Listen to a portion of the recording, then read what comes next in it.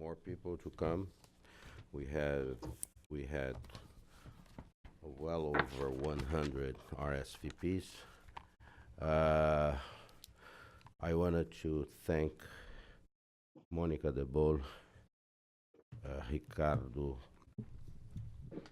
uh, Mendes, and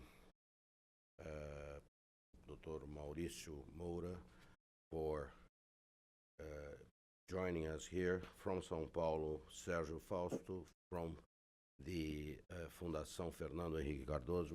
We are supposed to have two other guests in São Paulo. One of them I know had a problem, had to go to an emergency surgery. It's nothing serious, but he cannot be there with us. Oscar Vilhena, who is the dean of the Getúlio Vargas Law School in São Paulo, and also from Getúlio Vargas, our friend,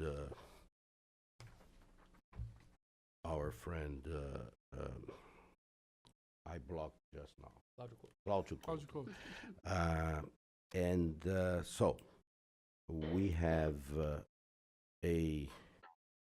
we actually have a little bit more time since we lost two speakers, but we have four excellent speakers to talk about what's coming next in Brazil. Is probably the most crucial election, not only a presidential election, but gubernatorial, congressional election, after a period of uh,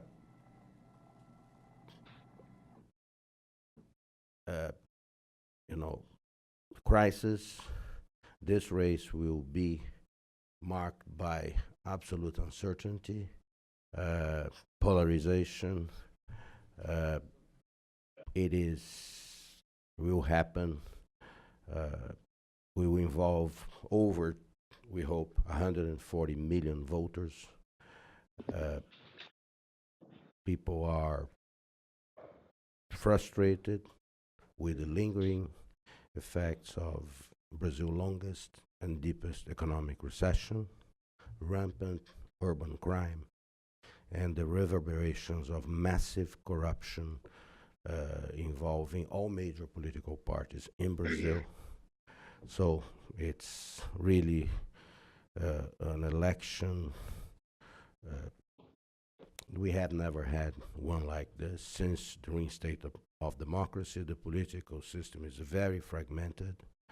And to illustrate the crisis, just 2 days ago, one of the most important museums in Brazil went up in flames due to negligence, a combination of negligence and incompetence. And it's a very sad event. There isn't much we can say about it, but, on October 7th, we will have an election. There is no doubt about it. If you read a few articles about the threat of a military coup in Brazil, just forget about it. Ain't happening. In particular, because if someone tried to enlist the military for a coup in Brazil, they would resist. Actually, the main obstacle to a military regime in Brazil are the military. It's an absolute institutional force. And we know, just not because we talk to people. I have a chance recently to talk to very senior commanders in Brazil. And that's not going to happen. It's going to have to be resolved politically through elections, through negotiations. It's very hard to see how right now, but, that's the challenge of democracy, and we have it right now in front of us. To start us off here, the way we are going to organize this is in two parts. We are going to have first something connected to the election and to the whole environment in which the election it will take place, and the economy is a very, very important part of it. So for that part, we will have Mauricio Moura, Monica De Bol, and then Ricardo Mendes speaking from here. From São Paulo, we will have our dear friend Sergio Fausto from the Cardoso Institute. After a break, we'll reconvene here and hear from two dear friends from the Wilson Center. Meg King, she is the director of Digital Future Project and coordinator of Science, Technology, and Innovation program here. And also Marco Aurelio Hudinger from Fundação Getúlio Vargas, who leads a public policy analysis there, expert on things such as social media, bots, fake news, and the impact of all this in the political process. So the way we organize this is to ask Mauricio to start us off with some results of polling he has done to give us sort of one idea of what is the outlook as he sees it based on recent surveys of public opinion. Mauricio. Good morning, Paulo. Thanks for the invitation. Good morning, all. This is going to be a very interesting election, as Paulo was mentioning. And I want to highlight four issues that I'm seeing on the surveys, on the polling that we are doing. First of all, as you guys know, Brazil is a country that voting is mandatory. But the levels of no vote in Brazil translates that people that go to the ballot or and have the blank vote, or they don't put any real number in the ballot, or they don't show up, they're no show. So the sum of those things in Brazil is called the no vote. And this number has been increasing election after the election. 4 years ago, we had around 28.5% of no votes in Brazil in the presidential election. 2 years ago, in the municipal election, in the first round, we had 36.5 no votes. And in the second round of the municipal election, we had 41% no votes. In Brazil, last year and this year, we had special elections in 2 states, in Amazonas and Tocantins, and both of them, we had 50% of no votes. So one of the issues that I'm seeing, the output of those polarization, the anger of the political class in Brazil, is that we're going to have a greater, most likely a higher no vote compared to 4 years ago. We are estimating that we can go in the first round up to 35% no vote. And that has a lot of implications in the elections. The first one is that, and this is my second point, is that the minimum target to go to the second round for any presidential candidate in Brazil will be much lower compared to the last 4 elections. In the last 4 elections, the 3 best ranked candidates in the polls, they got around 95% of the votes. That's not going to happen this time. We have 6 that can go to the second round as of today. And because there's a high level of no vote, the bar to go to the second round is lower compared to the last elections. So I'm saying that the candidate that does 20 to 25% of the total votes most likely will be in the second round. So, and that goes to my third point, that this is a campaign in Brazil that's like a primary in the US. Most of the candidates are talking to their core voters. So we have the PT, the Work Party, focus their campaign and whatever they cannot focus the campaign their core voters of the north and the northeast. They focus the campaign on the popular vote that the PT has always been better than the others. And the candidate that is leading the polls without Lula, that Jair Bolsonaro, he's basically talking to his core voters. He has not shown any move or any effort to go and talk to the median voter in Brazil. And then, of course, and also applies to Geraldo Alckmin from PSDB. They're putting a lot of energy resources on the southeast and south of Brazil that PSDB has always had better performance. So basically what's happening now is that we're going to see a first round election this time. Basically, what the candidates are doing, they're trying to focus on their core voters and see what happens in the second round. That's basically the strategy overall. And the third point that one of the issues about this as well is that there's lack of resources compared to last elections. As you guys know, in Brazil, this campaign is basically being financed by public funding.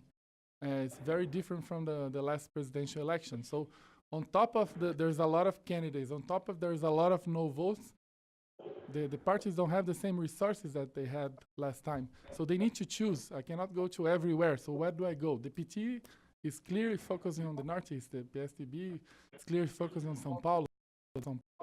To give a flavor, the Northeast has 27% of the total voters. The state of São Paulo has around 24% of the total voters. So make and the third point that I want just to leave my colleagues here, I do see that these elections will follow a trend of Brazilian presidential in the second round, that we have a represented from one spectrum of the voters, what I call the popular, more progressive spectrum. And then we have the PT, the Work Party, and have Ciro Gomes and have Marina Silva playing for those voters.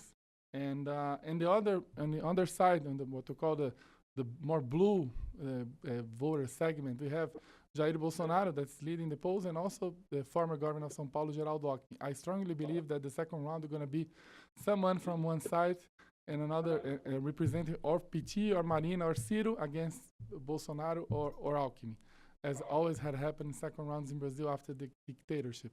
So this is my initial thoughts on the election. Yeah.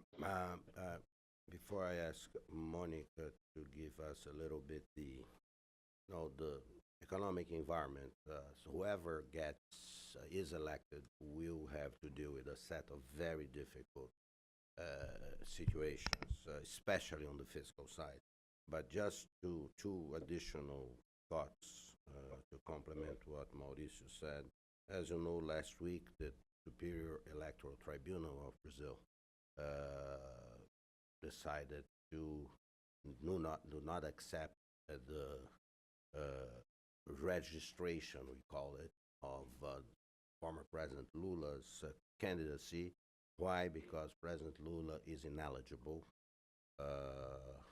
as a consequence of a legal statute that was adopted by popular initiative. There are more than 2 million signatures asking Congress in Brazil that acted under pressure from public opinion to ban from public office those convicted of crimes in a second instance of the legal system, which is in a court of appeals. Well, former President Lula was convicted of crimes of corruption and money laundering last year, exactly for crimes like that. He is therefore ineligible, so decided the Electoral Tribunal in Brazil, a court of 7 judges, and we have now the possibility of the former president appealing to the Supreme Court. We shall see how that goes. Most experts in the legal aspects of this believe that the chances of an appeal prevailing at the Supreme Court is very low, because it's based on a declaration by by 2 members of a 38 United Nations Human Rights Commission, not a court, a commission, claiming that Brazil should allow the former president to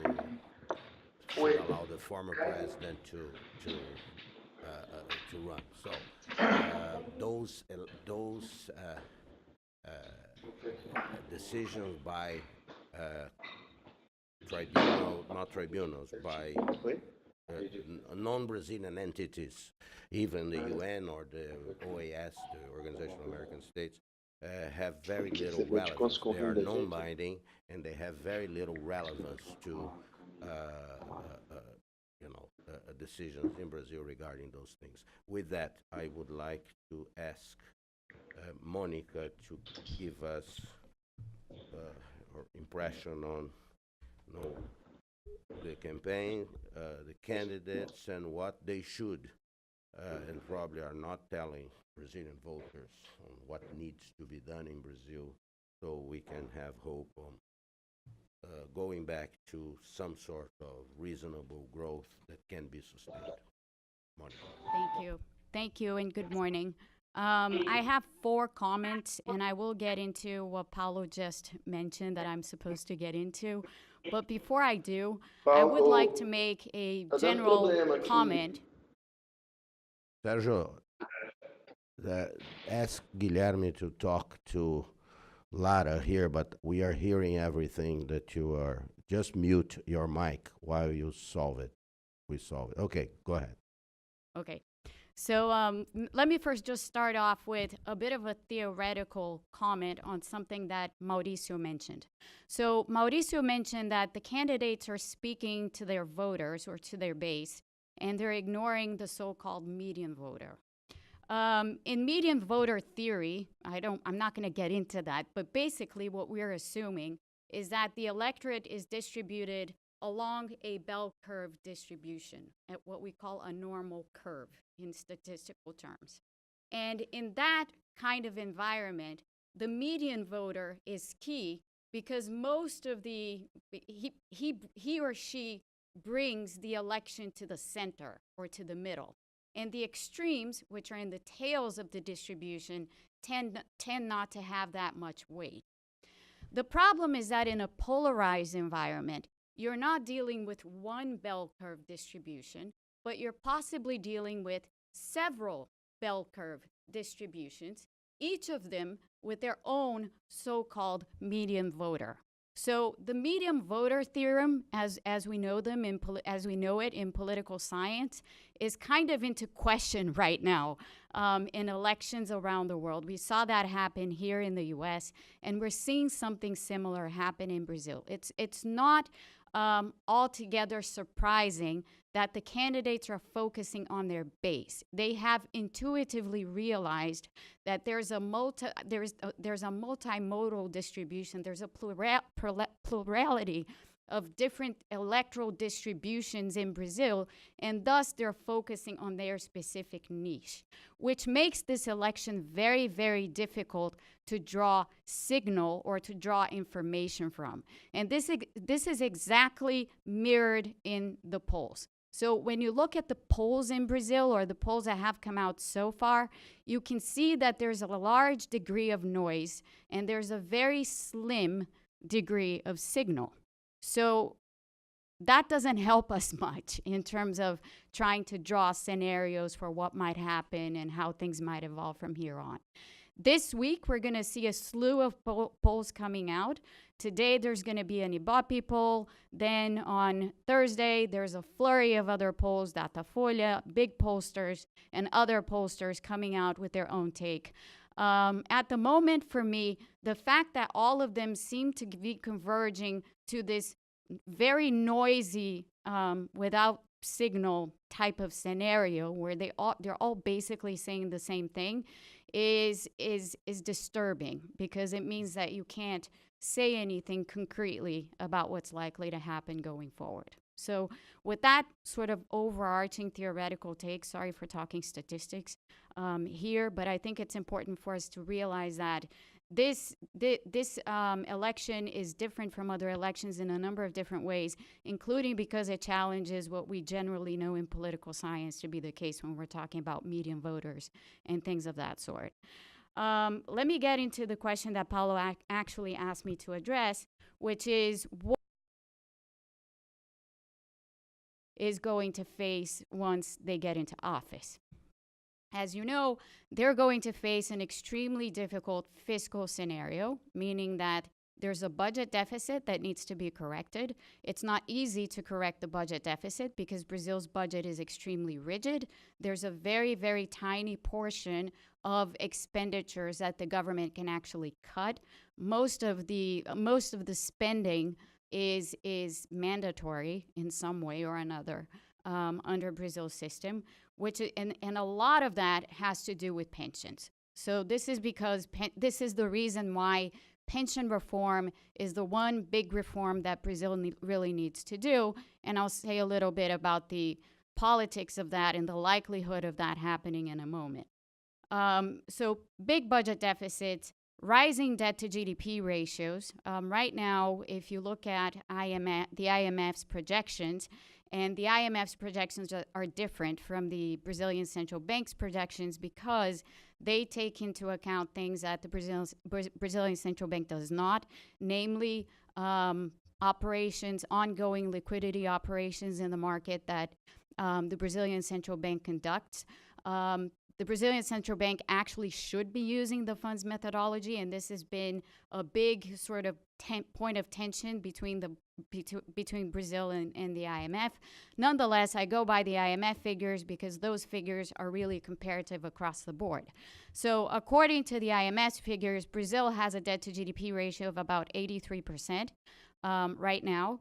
And under any reasonable scenario, you don't have to stretch it by much, but if the budget deficit continues to be as it is, if growth continues to disappoint as it has been doing, and if there's not much of a takeoff scenario in the medium term, then the debt to GDP ratio by the time we get to 2020 might be very close to 100%. So the situation is really extremely serious, and the legacy that the current government is leaving for the next government is serious indeed. Although Temer did a lot of things under his administration, he did not contain spending, unlike what, most people would like to say. And he did not contain the debt trajectory. So the debt trajectory is getting worse over time. What he did do was push a lot of these problems forward, because by instituting the spending cap that was put in place in 2016, by the way that spending cap was designed, he managed to put off the real adjustment into the next administration. And that's what we're going to have to see happen. Yes, it's true, pension reform could have happened under his government, but again, that was railroaded by a lot of political issues that took place in the country, including the accusations against Temer and his need to mobilize Congress in order to survive and to retain power rather than to push reforms through. So the situation is extremely serious. The situation at the state level is even more serious. So what happened with the Museu Nacional is an example of that, not just of state finances, but federal finances being really stretched to the limit, and the need to have a concerted fiscal effort alongside a concerted reform effort to deal with these issues. Legacy is always something when you are handed over this kind of legacy from a previous government. It can be extremely difficult to fix. Now, it's true that Temer inherited a bad legacy from the Dilma Rousseff government. He then did a few things, but created his own legacy for the next government, and we have this legacy issue ongoing. I'm talking about legacy a lot here because we look next door at Argentina and we see what's happening there. Brazil is not Argentina. The fiscal issues are not the same. The external vulnerability that Argentina has, Brazil does not have. However, the legacy is a problem, and the legacy is not easy to resolve, especially because it requires a lot of reforms and a lot of measures that are not popular by any stretch of the imagination.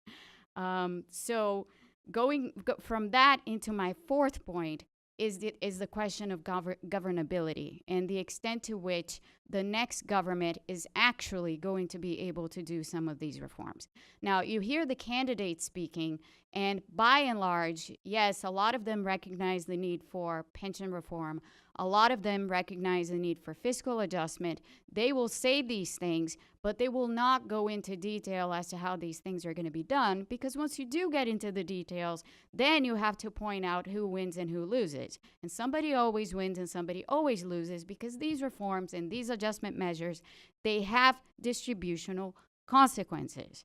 So this is a big, big issue, because going back to my first point, in an election where you have a multimodal medium voter problem, if you will, where you have a lot of different medium voters going on, where you have to basically speak in a way that doesn't alienate completely certain segments of the population, you cannot speak. You as a candidate are very limited in the way that you can speak about these reforms and in the way that these reforms have to be done. And the problem is that if you don't get into the details and into the actual explanation of what these reforms entail, then you're not going to have a mandate to do them. So that's a problem in itself. On top of that, we have the ongoing and unresolved and not likely to be solved anytime soon issue of Brazil's very fragmented Congress. So yes, we currently have one candidate that seems to be to have built a coalition, the so-called Centrão, around him. And all of you who are following Brazil know who I'm talking about. I'm talking about Geraldo Alckmin. However, we also know that this Centrão is highly volatile. So even under a scenario where Alckmin is elected, there is no guarantee that the Centrão is actually going to stay, it is actually going to coalesce around him if the pressure coming from below, from society at large, is for these reforms not to be done. And without the mandate to do these reforms, without the detail, there's no mandate, going back to that point that I just said. So overall, governability is going to be a problem. Whoever gets in is going to have issues with that, and that will impact the likelihood of any reforms being put into place. I'd like to just finish off by going back to Mauricio's earlier point about the invalid votes or the null votes in this election. This is also something that evidently plays into governability. So if you're going to have a president elected with about 30 to 35%, maybe a little lower, but anyway, a very high threshold of null votes, that means that there's a very large segment of the population that simply has not voted for that person and for that person's platform and for that person's reforms and for that person's, promises and measures and everything that we hope will be discussed in this campaign, but we don't know, because it may just be a campaign where each candidate is attacking the other because they're trying to capture the medium voter from somebody else. So with that, I'll end my initial remarks. Thank you very much, Monica. I'd like to invite now Ricardo Mendes. He works for, he's a partner at Prospectiva, is a consulting firm, and they actually publish monthly reports on this, on the electoral situation. I don't know, there is one that should be published Coming out this week, yeah. coming out this week. The last one, they tended to predict that this Centrão would coalesce and would favor Geraldo Alckmin, and actually predicting that. Situation is very dynamic, so I would like to offer Ricardo and thank him for being here to offer his views right now. Yes, well, thank you, Paulo. Thank you for the invitation. It's a pleasure to be here. Yes, we agree that this is a very disturbing elections, as we can't really compare it to previous elections that has been held in Brazil. Okay? There's a lot of new forces at play. We have the Lava Jato, the corruption investigations that really can be a game changer for the way elections are ran in Brazil. We have the fact that there is no business is no longer allowed to finance campaigns. So candidates are basically campaigning with public resources. And the time allocated for campaigning is much shorter this year than it was in the past. Okay? On top of that, we have technology. So social media, the role of social media is very important, and we do think that this is an important force that we have to take into account. Okay? However, Perspectiva's reading of this process is that, okay, we have this new forces, let's put it this way, specifically the social media, okay, the connectiveness and how some of the candidates are efficient in communicating with their respective voters. However, we think that the traditional forces still play an important role. Okay? We had elections, regional elections for mayors in Brazil 2 years ago, and we had no big surprises in that election. So the same traditional parties got elected throughout the country. So it wasn't a game changer 2 years ago. And we still expect that things are in the process of changing, but we will see the traditional forces playing a very important role in these elections. So what are these traditional political forces? I think Monica has highlighted one of them that is a very important one, which is the social economic context in which elections are being held. Okay? So as you know, Brazil is coming out of one of the biggest recession in its history, and that really doesn't favor candidates from the government, from the sitting government. So people are looking for alternative programs. People were looking for something different. This is an important force. It has always been important in elections, and we'll definitely see it in this election. Second, and I think this is very important, considering the number, the percentage of voters who are still have not defined who they're going to vote for. We have data showing that 80% of the Brazilian population identify themselves with the center left, center, or center right. So only 20% or even less than 20% of Brazilian voters identify themselves in the extremes. So, okay, some candidates might be doing well in the polls, talking to the extremes, talking to the people who would be voting for them under any circumstances, but we still have all these voters in the center, in the middle, who have not defined who they're going to vote for, or who think that they're going to vote for one candidate, but at the end of the day might end up giving, casting what we call voto útil, or best translation for this would be a strategic vote. Okay, so they will vote for not the best candidate, but for the least worst, considering that there is a risk for someone even worse being elected. So this is very important, and this is the second traditional force that we have to take into account, is the ideological profile of the population. I think we cannot just rule this out because of all this anti-establishment feeling that we have right now. Third, resources. Okay, resources are very important. Campaigning in a country like Brazil takes a lot of resources, not just financial resources, but you need to have people campaigning on the ground. You have to have mayors supporting you. You have to have representatives throughout the country supporting you, governors throughout the country supporting you, party structure throughout the country supporting you. Okay, so that really tends to favor the parties with the biggest structures, okay, or the parties that manage to build the biggest coalition. And this year, this is particularly important because resources, the way public resources, financial resources for campaigns are allocated, it has to do with the representation that each party has in Congress. Okay? And also how television advertisement is distributed has to do with the representation of each party. Okay?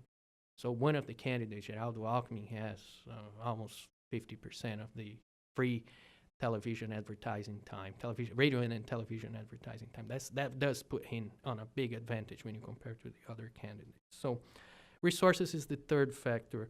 And the fourth factor, of course, is the personal, we can call personal attributes of the candidates. Okay? So the charisma, how voters identify with their voters. Oh, I like this guy, he speaks well in public. He could be a great president. That is indeed an important factor. But it's just, we consider this one of the important factors, not the most important factor. Okay? So we have these traditional forces, and then we have the new forces that are at play as well. We think the new forces are important. We do have to take them into account, but we just can't rule out the traditional forces that have been in play in Brazil for the last, at least since the end of the military regime. So that's why we think that we may end up seeing more of the same at the end of this game. So I agree with Mauricio. We agree that most likely we'll have a polarized runoff with a candidate from the left spectrum with a candidate from the right spectrum. And our understanding is that the most likely scenario for this will be the traditional polarization between PT and PSDB. So we'll most likely have Haddad with Alckmin in the runoff. I hope. Well, It's much more wishful thinking. see, there's always hope here at the Wilson Center. Let me invite Sergio Fausto to make his contribution from São Paulo. Sergio is the executive director of the Fundação Fernando Henrique Cardoso, and a sociologist, a commentator, a public intellectual, very important in debates in Brazil. So, Sergio, go ahead. Oops, hold it. Hold it. Sorry. Yes. Now, wow. The mute was pressed. So good morning, everybody. I'm seeing myself. Can you change this? It's, I'm not that egocentric. I want to see you guys. Just a second. Talk closer to the Okay. mic. Now, better. Okay, what is left after excellent presentation? Particularly, you stole my thunder. You covered the whole politically and speaking. You created political analysis, economic analysis. So congrats. What is left is to subscribe and just slide a few things. My main concern, to be 100% honest with you, really concerned about the future in Brazil, as the fact that it's hard to believe that the elections will generate the kind of outcome that Brazil requires to face the challenge. You're not hearing me? C- Speak closer to the mic. I think that is the. Right. Okay. Now, but my main concern, Paulo, is that the election process, given the correct election process, which was highlighted by Mauricio, clearly there is a match between what the election process can generate in terms of political capital and president on the one hand, and the challenges that the next president will have to face, becoming president. Look, say it again. The threshold to make it to the round this year will be the lowest since the return to democracy. That means that most of the rate, if you add the voters who did not vote, who make it to the round, and those voted blank or another votes, the majority of will be against two candidates in the. It will be hard then to generate mandate in the Senate, especially when into consideration candidates are sort of avoiding the thorny issues, especially in the fiscal area, right? So the real issue, the real challenge, anyone, whoever is elected, will have to face next presidential term, are not being discussed in this election process. So it's most likely that the new president do not have sufficient capital to conduct the reforms that requires. The challenges were described by all, especially by. I would add caveat and one hope, I would say. I think Marina, actually, Geraldo Alckmin, are not necessarily talking to their. I think this analysis of especially to Bolsonaro and Marina and are trying to get to a more modern centrist voter. And if to the second round, they can build a larger core around them and would, if the second round is a fight between the two extremes. So a more centrist candidate in the second round have better conditions to rally him or a kind of broad political coalition requires to overcome opposition and have political capital to face the challenges ahead. In my view, Geraldo Alckmin positioned to do that. Then, but the two are, I don't lump candidates together. Two candidates have better to face challenges that that they had. Congress would necessarily be Congress as you know it, with prevalence of forces, nationalistic forces, not be inclined and political in approving reforms. I would like caveat to this. I hope lies in the fiscal crisis is not any longer in Brazil. It suffices to think what's going on in the state. Real is the most dramatic case, but clearly not the public service are collapsing. So fear can be a major factor in pushing Congress to approve political cost in the presidential term. So there's I think there are lots of reasons to be concerned. I'm not optimistic about the future, but I have some hope that there's still a chance reformist candidate will, and that the future will play his or her favorite presidential.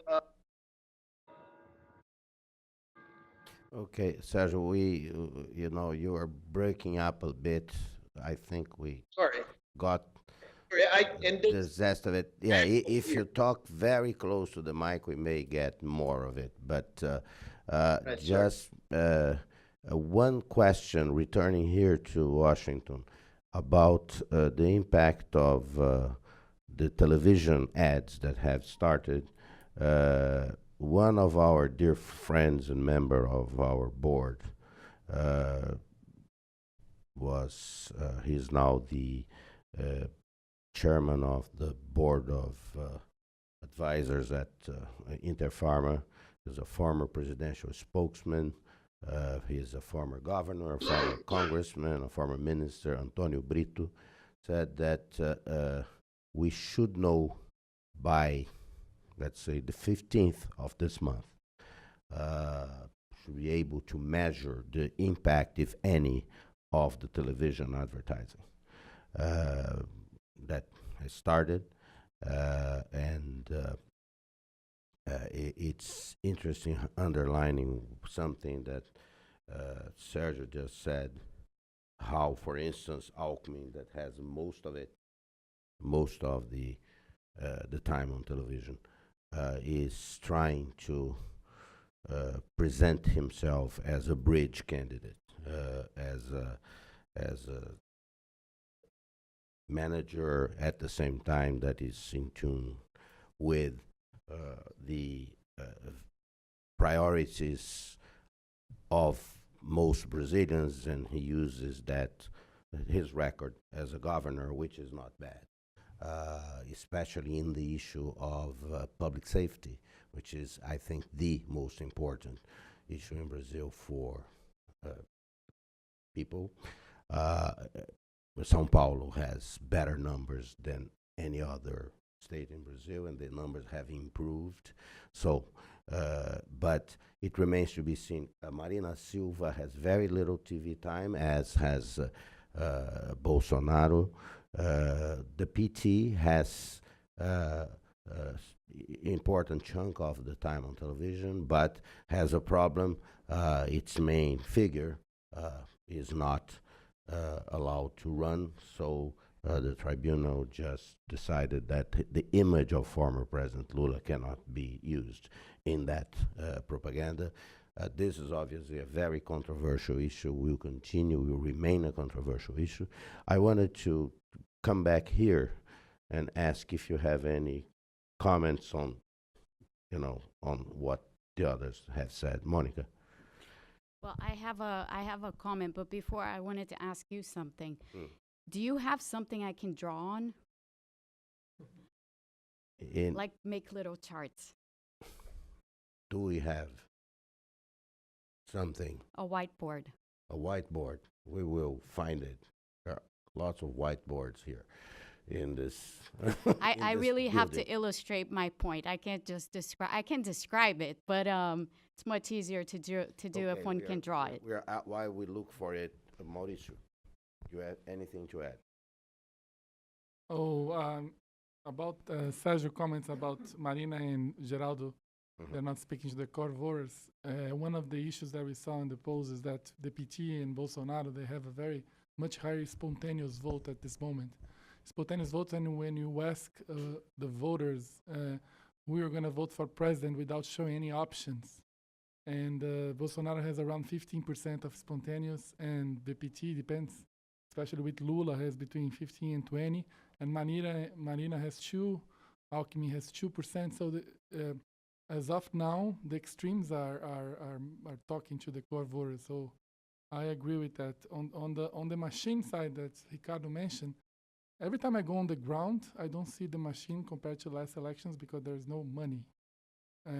Because the elections in Brazil used to be a very good income distribution for the low-income people because they got paid to work on the campaigns. This year they don't have the same resources anymore. So you don't see. If you go on Brazil right now, people don't tell you that's elections, especially in the big cities. You don't see the campaign on the ground. So the machine has to show up because it's one month to the election. Ricardo. Yeah, well, I can comment on the machine and why we believe it's still quite important. We agree there's a fraction of the resources that there used to be in national elections in Brazil right now. The importance of the machine has been reduced. However, we still think it's important. We have 24% of Brazilian voters saying in polls, and a significant percentage of this number are actually people who are affiliated, who are members of the Workers' Party. They are members of PT. And 24% of the voters, total voters, say that they will vote for PT regardless of who's the candidate. So they identify themselves with the party, with the ideological party. So that puts whoever is running, given that we have such a fragmented race this year, whoever is running for PT comes out at a very, very big advantage. Okay, PT has, we call diretórios in Portuguese. They have offices in every single municipality in Brazil. It's the only party that has that. So every single municipality, more than 5,000 municipalities, they have an office. They have people who are campaigning for them. They have the Lula factor, okay, who can still transfer some of the votes from people who would not necessarily vote for PT, but by Lula supporting or giving the blessing to whoever is the candidate, that can still draw some votes. So we think PT is quite important. And on the other hand, we have Alckmin, okay, who built a very important coalition. And just to give you some numbers as well, I think I talked 54% of mayors are part of Alckmin's coalition. And some people say, oh, they're not all campaigning for Alckmin. Okay, they're not. Some very important mayors are actually formally in the coalition, but they're campaigning for Bolsonaro or they're campaigning for Lula. Especially in the South, a lot of mayors are campaigning for Bolsonaro. In the Northeast, we see some mayors campaigning for Lula or for PT. However, that's still a huge leverage that he has. Okay, so we think it's important. We're not saying that this is the decisive factor. Okay, but we think this is quite important. And playing against Alckmin, of course, we have, as I mentioned, the socioeconomic landscape, the context, the current context, and the personal attributes of Alckmin, which are terrible. Everyone agrees with this. That he does not have the. Well, what did Trump used to call Hillary in the elections? I think he used a word to describe that he didn't have the. I can't remember what a word was. But it's more or less the same.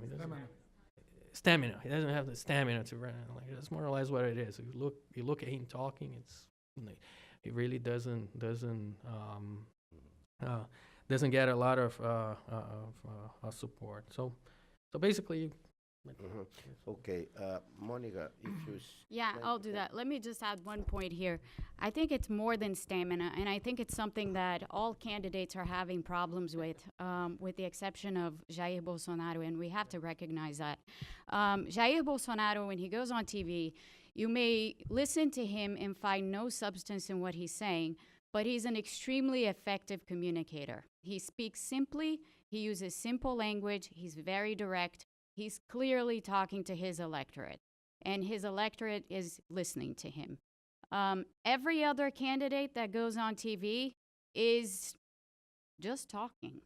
And quite frankly, it's very hard to pay attention to what they're saying. In the case of Alckmin specifically, he cites statistics in every other sentence. Voters, your regular voter in Brazil who's not all that number savvy, or even your very well-educated voter who may be very number savvy but does not want to hear numbers. They actually want to hear what the proposals are. Citing statistics every other sentence is really going to get you nowhere. And other candidates, who just decide that the best strategy, because of the charts that I want to draw, the best strategy is not to lay out a proposal in its details, but rather to just speak in very broad terms about what it is that, oh, there it is. Okay, good. About what it is that they're intending to do. This isn't going to be very effective either. So there's a big communication problem in these elections that only one person, and that is Bolsonaro, only one person has actually been able to take advantage of. Okay, so now I can draw my charts. Yeah, that's there, because I think they... Yeah, that's perfect. Thank you. Do you have something I can work with? Everything. Everything for me. Paulo. Bye-bye. Paulo, Eu. just Bill. have to say, I have to leave. I have to say goodbye. Wait, As I, talk close to the mic, please. Grab the, I have to leave oh, okay, at okay. 11:50. Okay, Sergio. So We will continue sorry. here, and thank you. We'll catch you next time. We're going to do this again. Thank you. Okay, so this is what I was meant to, what I meant to be saying earlier. I'm sorry, I'm an economist, so I like art because they make a more visually compelling argument. I think most of you followed what I said before, but I just wanted to highlight it again. So imagine a chart like this, where here on this axis you have the number of voters, and with each voter you assign a particular political preference. Okay, so each voter has one political preference. This is just a thought experiment to get you to understand what I meant to say in the beginning. And then here you have the probability that that preference or that particular voter is going to be able to elect the candidate that represents his or her particular political preference. Okay?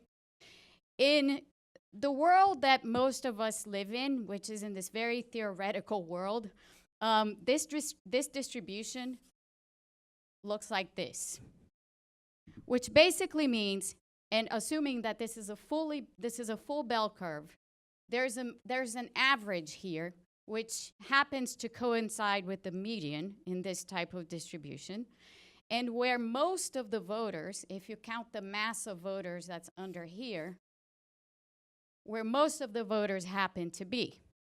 So in very simple terms, very, very simple terms, what something like this would imply is that if this is the distribution of your electorate, then yes, you should be speaking to your median voter, because your median voter is really the guy or the woman who captures the mass of the electorate in terms of preferences. Okay? Now,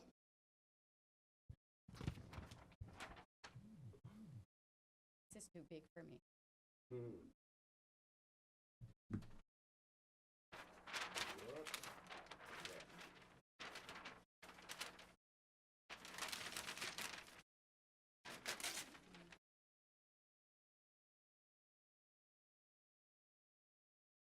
Imagine a different scenario where you still have the same thing. So here's the probability that a certain preference, political preference associated with a particular candidate, this is what measures that probability. Down here, again, you have the number of voters. And again, we're simplifying by assuming that each voter has a very well-specified political preference. But now, rather than one distribution, you actually have two. So now you have a chunk of median voters here and another chunk of median voters here. And as a candidate, what do? Do you focus on these guys? Or do you focus on these extremists? So you see, when you start to have a very polarized and fragmented electorate, you're no longer in that world where you, as a candidate, can send a clear message about one political preference and therefore make sure that you're actually capturing most of the electorate and getting most of the electorate on your side. If you have this plurality of distributions, you're going to have overlaps in extremism, and you're going to have different groups of median voters all over the place. And this is a big problem for messaging. So going back to my previous point that I was making at the beginning, where I said none of the candidates so far, with the exception of one, has been an effective communicator, that makes this kind of scenario extremely disturbing. Because if you only have one candidate who is an effective communicator and who's able to talk to the extreme, which is the overlap of these two distributions, you have a problem. So we can try to extract whatever signal we want from these polls. We can try to think that we know what the Brazilian electorate is actually like. But the reality on the ground is that right now, the climate is such that we have a lot of these different distributions all around, and the only person who is effectively communicating with anybody is called Jair Bolsonaro. So, while I fully respect Ricardo Mendes' view that this could very well end up being a PT-PSDB context, on the other hand, if things continue to be as they are, and if things are playing out more or less in this way, then you can't rule out a Jair Bolsonaro in a runoff.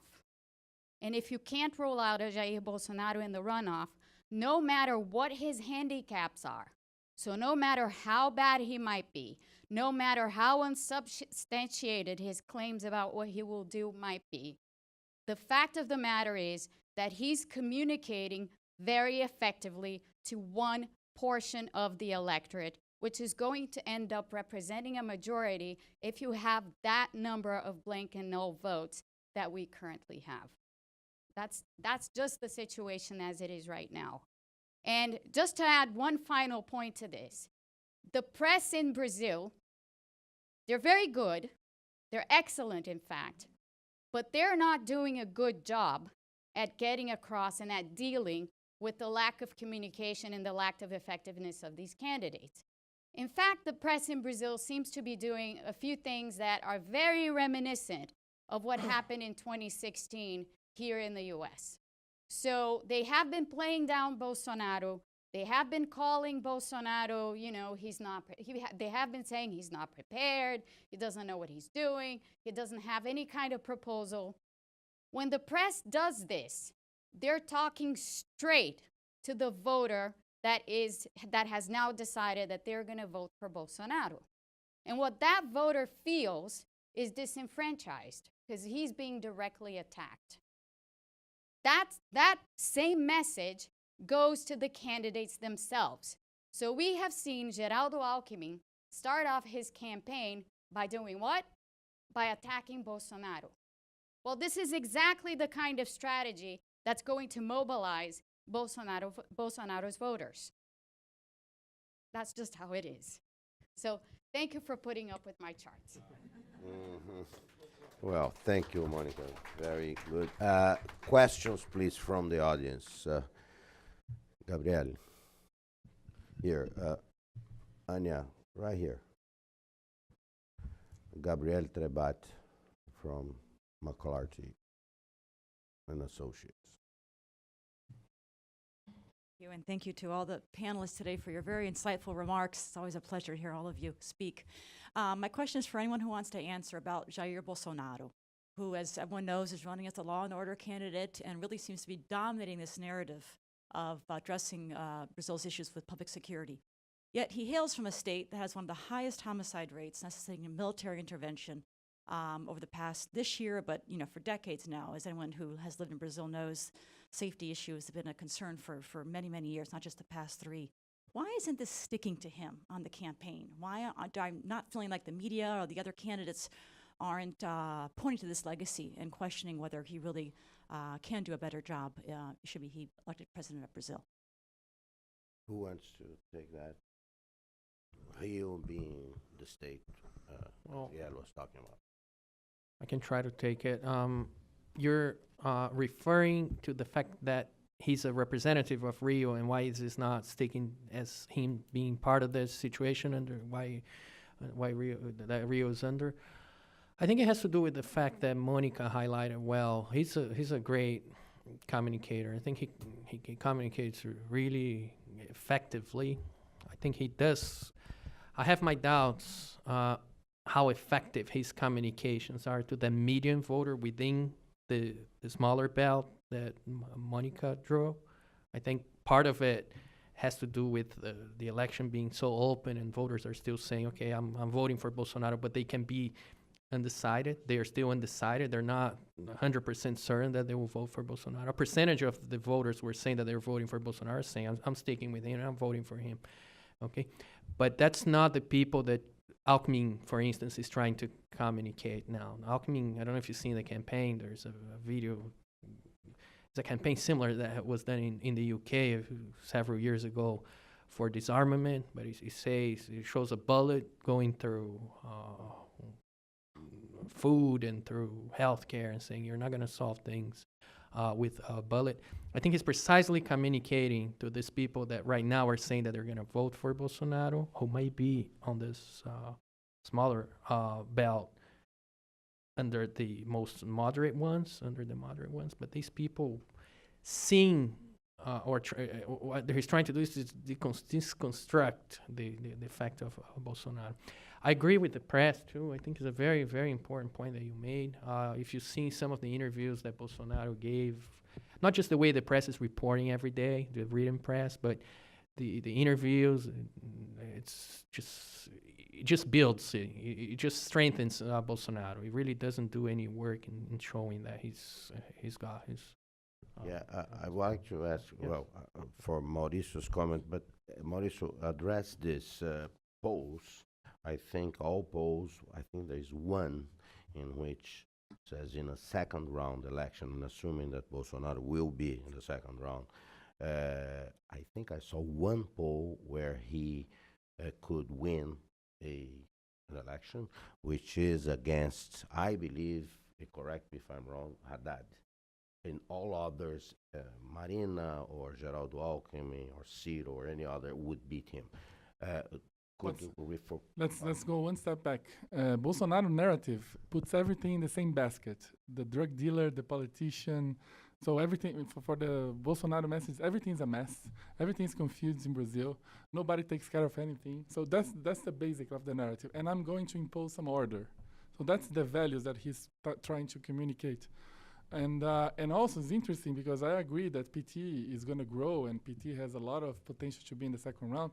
And actually that helps Bolsonaro. Because more this confusion, the legal confusion with Lula, better for Bolsonaro's narrative.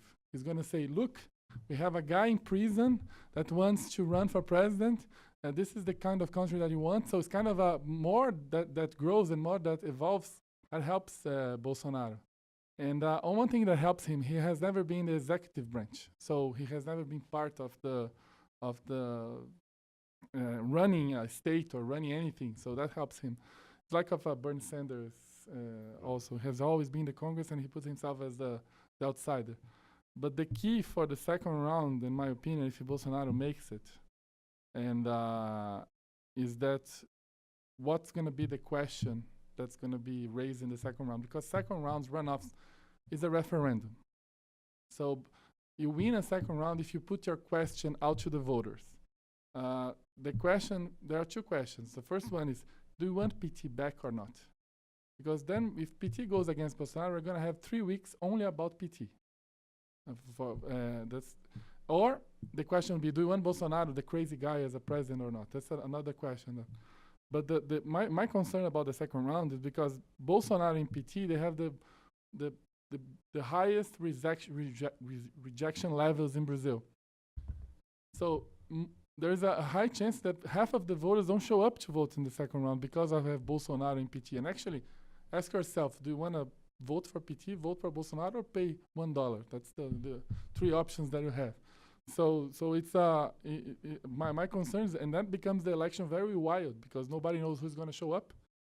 And there is a bad thing for PT in the second round because most of the states that they have good chances to win, Bahia, Ceará, even Minas, they're not going to have second rounds. So we're not going to have the PT structure on the ground because in the Northeast in the second round. So Bolsonaro and PT in the second round is a wild situation. And I agree with Paulo. It's the only chance that I see that Bolsonaro has a little chance to win in the second round is PT. And the other way around is true. If PT wants to do the second round, they better have Bolsonaro than Alckmin in the second round. So that's a question. Yes, please. Right here. Hi. So I agree with Monica De Bolo with her remarks regarding Bolsonaro that the media in Brazil are not doing a good job. Could you just identify yourself?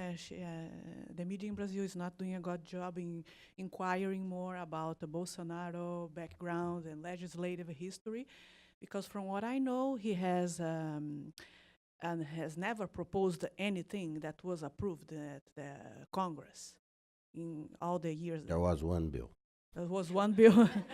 Okay. 24 years. Okay, so his legislative history is not very good. It's not helpful to him, and he could end up being the Trump in Brazil. Trump was elected in 2016, and it was a big surprise. No, many people wouldn't believe Donald Trump could have a chance to win, and he won. And it's like Bolsonaro. Well, tell me who you are. I'm sorry, I didn't. I am Ellie. Ellie, yeah, I'm an attorney in Brazil. Oh, Yeah. thank you. All right, let me pass another, anybody else wanted to, yes, at the very back there, please, Brian.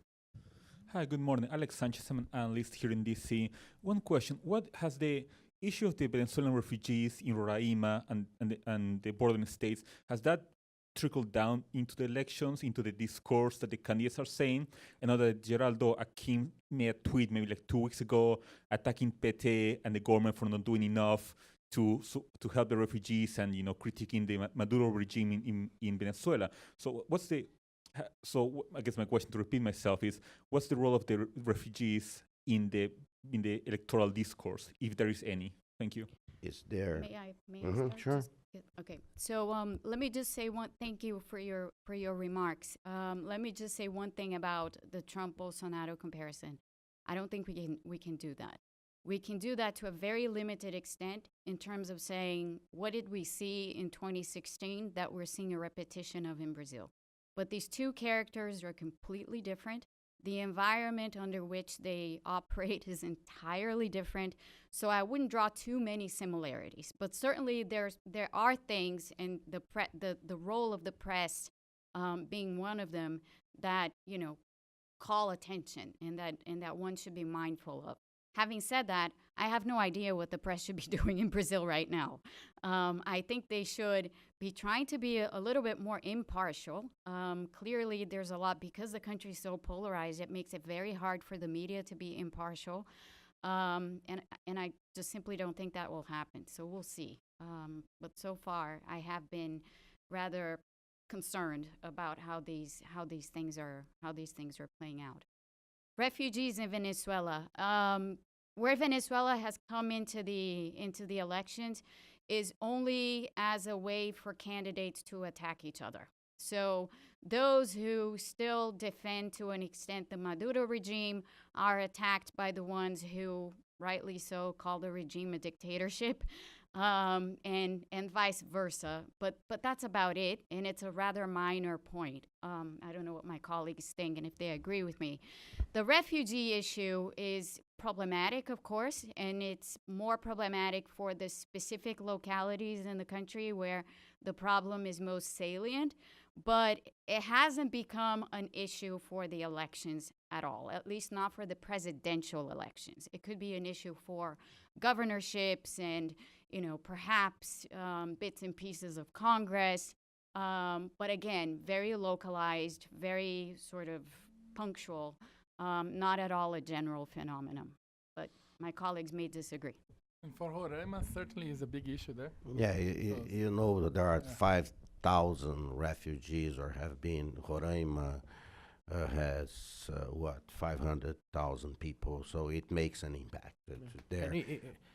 My sense is just one thing, is that this issue, if it has any impact, which would be more helpful to radical statements of accusing, which not difficult to criticize Maduro in Brazil. Actually, throughout all this period of the Chavismo, Chavez was never popular in Brazil, never. So it's, I would say that if one candidate can use this effectively, is probably Bolsonaro.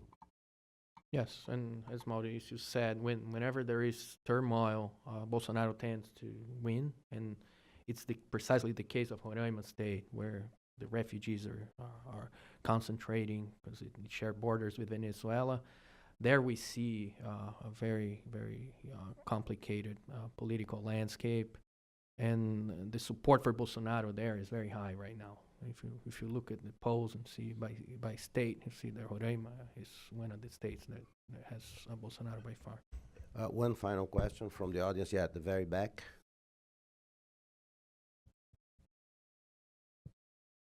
Hi, I'm Andy Gunther from Darby Private Equity. Let's imagine it's the day after the election. If Elkman wins, markets are very happy, the real appreciates, and it's a simpler situation. If anybody else wins, and depending how the sort of election plays out, there could be a lot of market pressure. And so my question is the following, as we think about the fiscal situation. Is it a situation where there's so much market pressure and concerns in the country it sort of forces people to do something about the fiscal situation? Or is it more likely that things will get even worse because they don't fix the fiscal situation because it's so politically unpopular? Yeah, Monica, before you go, just remind people there are, the candidates more on the moderate side believe that there are, potential solutions for the fiscal problem. This candidates more on the left side believe that there is actually no problem and economic growth will solve the fiscal problem. But Monica. Hi, Andy. Thank you for your question. So the way I see this playing out is like this. Even if you are a staunch defender of reforms and you want to hit the ground running and you get some, honeymoon effect from the markets and so on, at some point you're going to hit the governability wall. So the way I see it, whether it's a reformist who ends up being elected or somebody who's not pro-reform who gets elected somehow, markets are going to play a key role because it is markets that in the end are going to end up moving Congress in one direction or another. So the way I see it is we might have, depending on who gets elected, a bit of a honeymoon period followed by turbulence, or we might just dive straight into turbulence. In any case, the reforms are probably going to get done with turbulence, not without. Okay, well, with that, I will end this session. And if you feel like we could go maybe immediately to the next one, because we have the audience here. If you feel like you can go out and grab a little coffee, but come back and we'll ask Marco to start us off while we go look for Meg, who will want to make some comments about the same issues as it affects the United States and other countries. But Marco Rudinger will start us off then. We're just going to a quick change here, and we'll go for the analysis on social media, the impacts of all those new nice things that you can have access to your cell phone. Thank you very much for the panelists.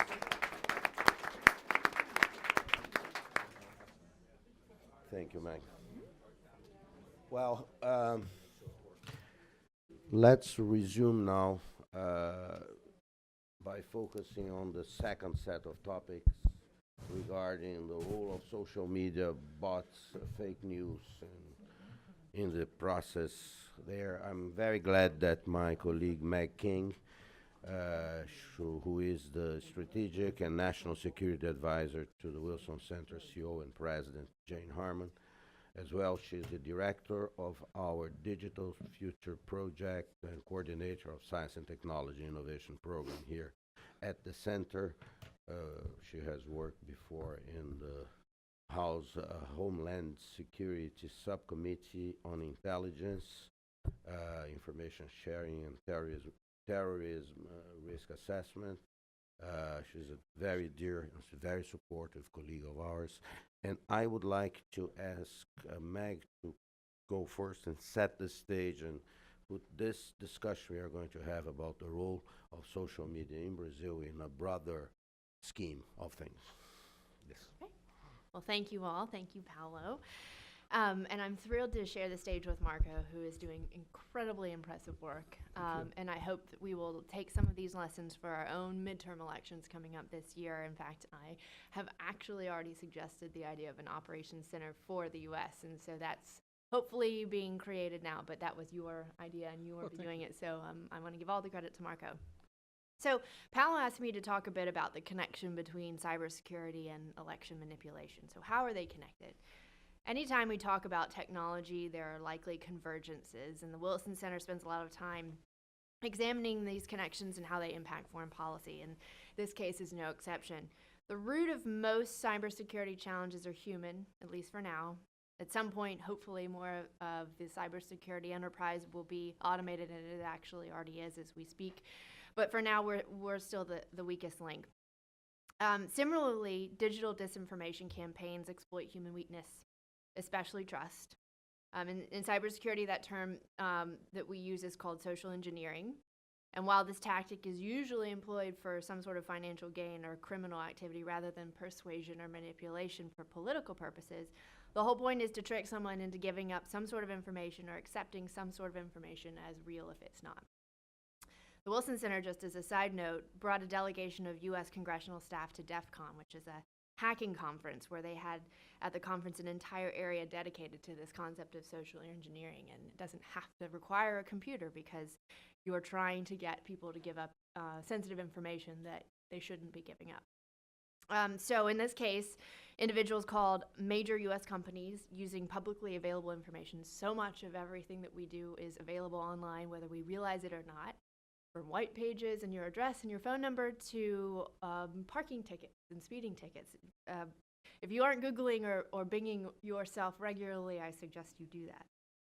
But at this conference, individuals called major U.S. companies using this available information online. And I sat in on a session in which employees in a major U.S. airline, which many of you probably know, and a number of the employees gave up some pretty sensitive information. And these are probably well-trained people. So if these are well-trained people, imagine the problem we have in cybersecurity and then consequently in digital manipulation online. We could talk extensively about this challenge, but for further reading, I would suggest you look at the Wilson Quarterly's Winter 2018 edition. It's fantastic.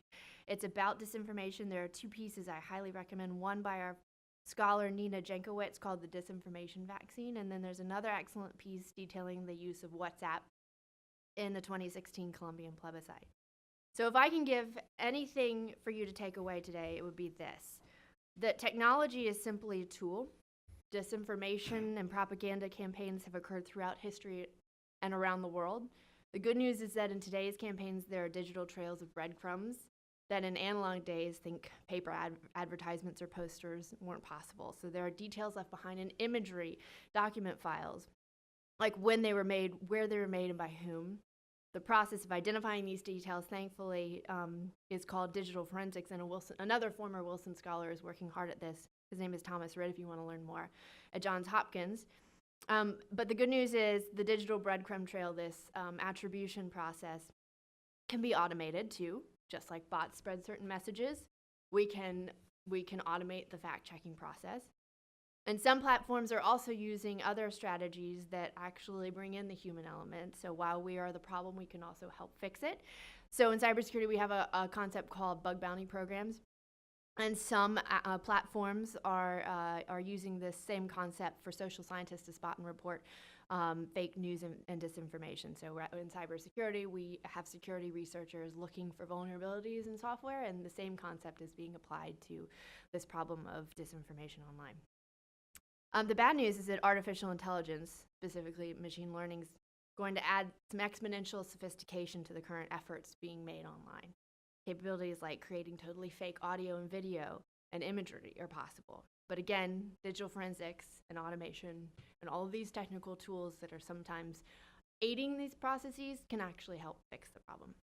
So with that, I turn to Marco to do a very extensive presentation about what's happening in Brazil. Well, thank you, Meg. First, I'd like to apologize. It's quite shameful because Meg was so precise and direct to the point. And And I have, I would say, a presentation that is a little bit longer, and I have to bring to you the context of Brazilian politics. Otherwise, you can understand what I'm going to say regarding the use of networks and so how social media and how the bots are trying to influence our political process. So that then necessarily have to be a longer presentation, but I'll try to do as quick as possible. Data. Okay. I just set it up. Okay, so let me see if I can deal with this. Okay, so first I'll bring some data just to understand the context. We are having elections this year, and so we're gonna show the context. Then talk about the polarization that we have been perceiving through the studies of social networks in Brazil, which I would say is quite accurate about the political perception that everyone has right now, and it's a kind of the environment we are living in Brazil at this point. And the uncertainty is quite linked to this environment that I'm going to show to you. After that, and finally, I will show some analysis on disinformation, first from 2014, that already exists at that time, and then we'll bring to present days and show what's going on right now in the country. And this is a process that we're following.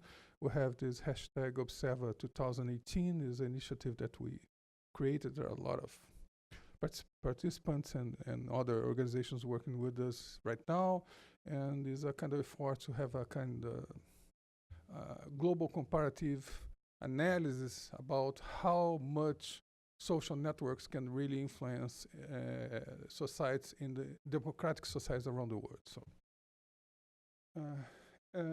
first thing is you have to understand that Brazil, like many countries that have been really impacted by polarization, by social networks, capacity to change minds, hearts, votes in the end. All of them are really in deep, have a deep lack of trust. So this is a comparative. Let me see if I have a laser here. Okay. These are from Elderman Trust Barometer. So they compare many countries. The three more countries that has the worst rates in terms of trust: USA, Italy, and Brazil. Not by chance, there was a huge transformation in terms of the electoral results here in the US. We had the same thing in Italy, and Brazil is about to have its election in a month. These are tough numbers. 68% of Brazilians do not trust political parties. 67% of Brazilians do not trust Congress. 64% do not trust the presidency. 38% do not know who to vote or if they will vote blank. This is Twitter data. You could use also Facebook, but Twitter data is enough to have an understanding. This huge, the major points are mostly turning points in Brazilian political discussion. That lack of trust was a must.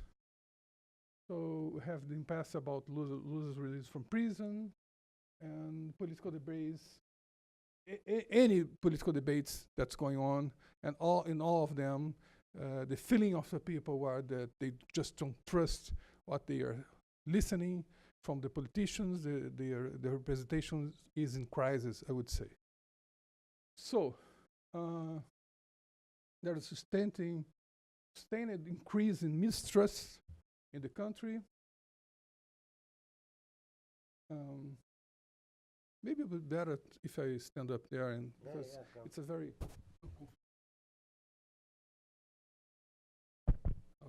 now it's much better. Okay, so people are also very increasingly be informed by the web. So seven Brazilians consult, they look, as a medium, of course, 7-8 times a day their cellular phones. 98% of Brazilian internet users access the web from their phones. 77% of Brazilians between 18 and 49 years old use the internet, and this has a huge and profound impact on the perception about the message of the candidates during the political process, especially those who are really keen to use social media to touch hearts of their constituencies and their potential electorate. So in 2014, in the second round, Dilma was elected president by only 3.28%. Usually, in canonic terms, This is the difference, or this is the margin. the margin? The margin. So, in canonic terms, usually political science usually puts a lot of importance in terms of power, party structure, television time, radio, and so forth. These are very, very common canonic variables that we use to analyze the chance for a candidate to be succeeded or not in an election. Suppose that this new variable, which is the social network, social media, has just a small slight of capacity to make an interference, just very small. I would say something around 3%. So if you are in a situation struggling with another candidate in the first round to go for the second round, and you have in a margin 1 or 2% of difference, if you get 3% from social media, just 3%, you'll be there. The same thing you can say about the second run, and then you'll be the president. So depending on whatever is the real power of TV, the traditional media, and the party structure or whatever, the fact is, if you are good in terms of passing through your message using the social media and social networks, and create a network of supporters, you are a really dangerous candidate. And that's a very important thing that political science usually don't pay attention. Okay. So the speed of information, then the flow of information enables quick change in the results. So if you have effect, you have effective propaganda, for example, on TV, you immediately can create memes and create little pieces that deconstruct this piece of propaganda from the original television and destroy this guy through the social networks. That's an important thing. So the guys who are taking care of the marketing must think that everything that they are doing, they eventually are giving information that could be used against his own candidates. So that's the point that I made before. So what's changing in Brazilian political groups, 2014, 2018? First of all, I don't know if you guys can see it. You can turn the lights here, it will be better. I don't know if there's anyone who can do this. Otherwise, you're gonna miss a lot from the graphs. But I'll try to explain. Here, if you guys can see something, I barely can see it. But you have the left, traditional left, and here the center right. And in the middle in Brazil was almost nothing, and that is the almost no connections between the two sides. It's extremely polarized situation that we got from the election 2014.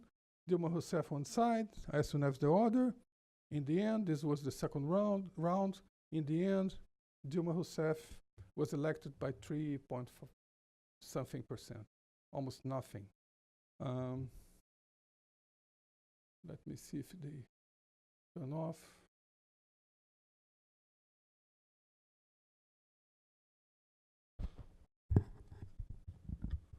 No? No, it's a pity. Let me Anyway. try it traditional method. A non Just get the switch and, yeah. Can you see? Can you see that? Yes, this is Twitter data, basically. Yes, yes. But if I get the data from Facebook, it will be something similar. I think it would be better the other way around, but the stage that should be dark. Can the stage be dark? You guys can see it? Okay, so go ahead. Go ahead. So this is we had the same polarization right now that we had in 2014. No consensus at all. But the difference is, the really difference is that in 2018, we have an additional fragmentation of the camp. And that's a very interesting point. I'll go back for you just to show again. You see, at least the camps were very strong. In the first round was pretty similar, but Marina, which something around here, but in the second round he was, he composed with Aécio, and it was in the second round in this part of the graph as well. So it's not so fragmented. I would say here is center, a little bit of center left, and much more center right and right. The right part is the right candidates, the right way of thinking how Brazil should be. It was around here, and now the situation that we have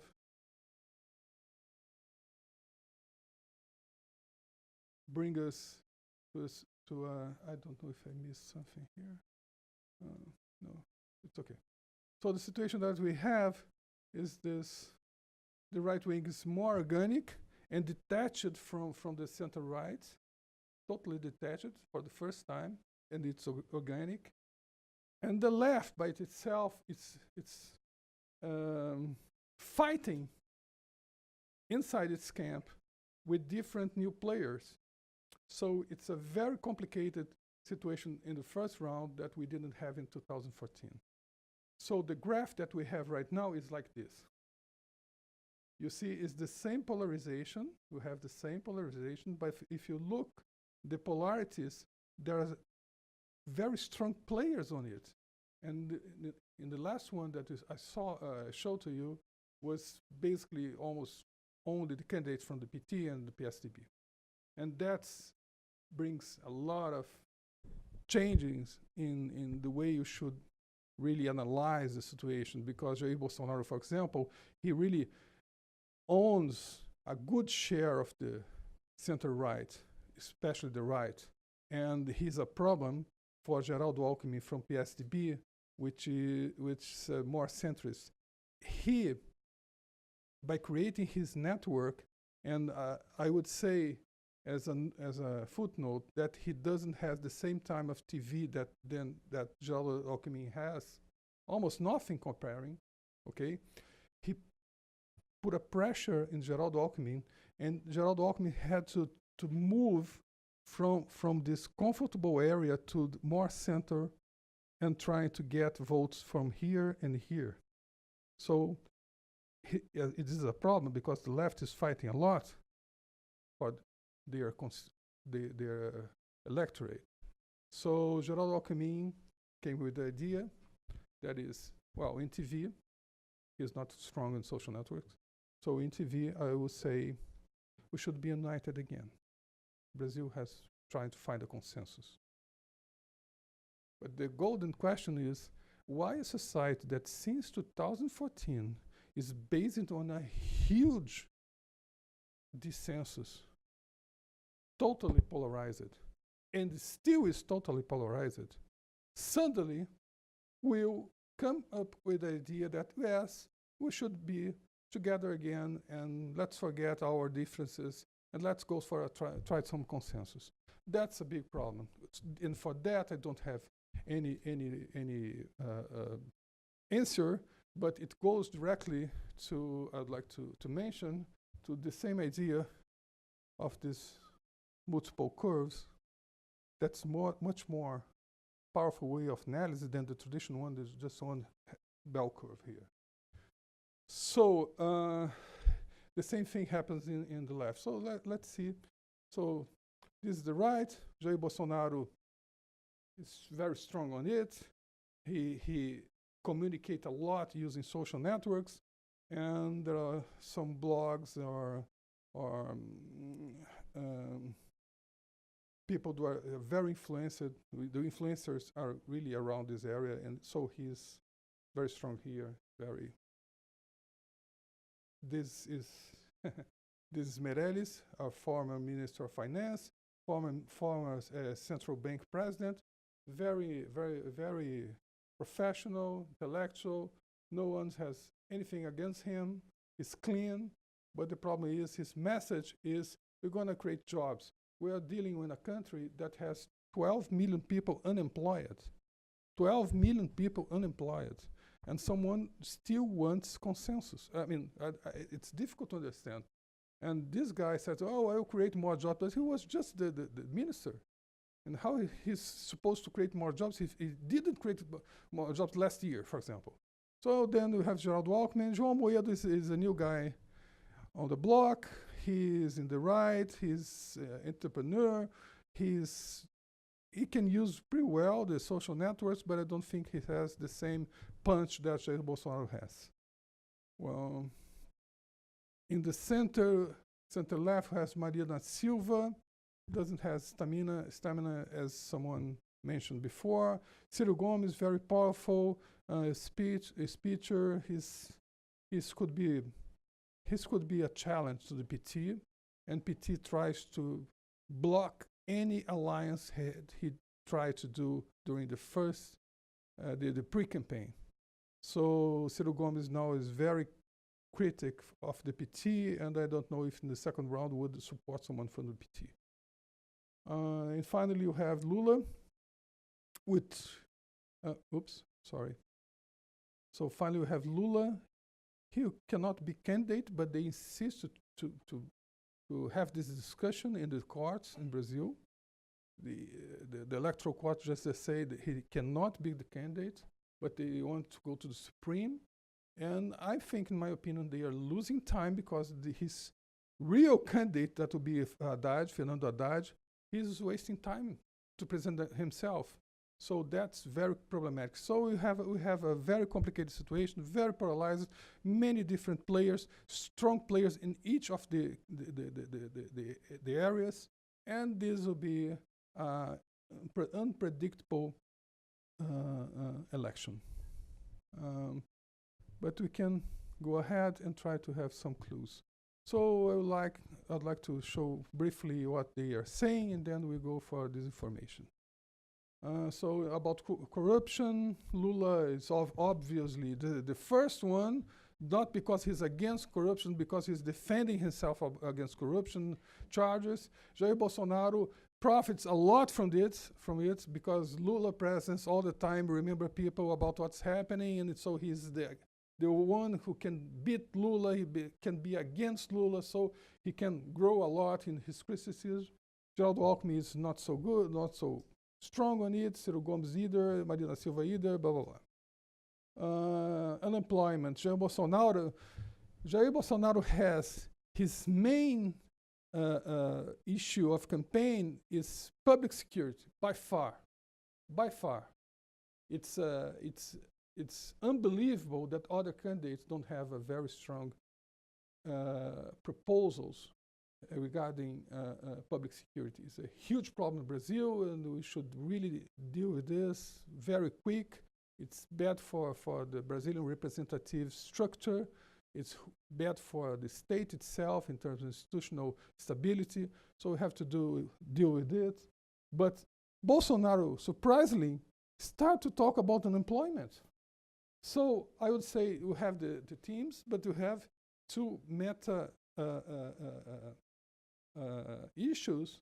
That is unemployment, 12 million people, in public security. And he's bringing to his discourse his two elements.